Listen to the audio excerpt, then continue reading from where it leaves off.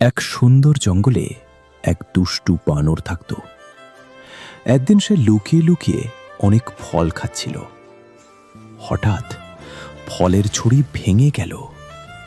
খরগোশ দৌড়ে এসে বলল, আরে এটা কিভাবে হলো? বানর তাড়াতাড়ি বলল, আমি না, খরগোশই করেছে।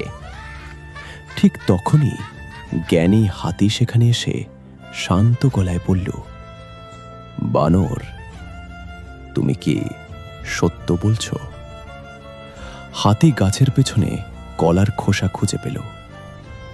বানর লজ্জা পেয়ে মাথা নিচু করে বলল, আমি দুঃখিত, আমি ভয় পেয়েছিলাম।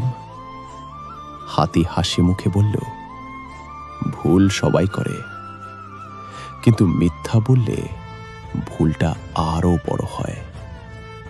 বানর বলল, আমি প্রতিশ্রুতি দিচ্ছি, এখন থেকে সব সময় সত্য বলবো।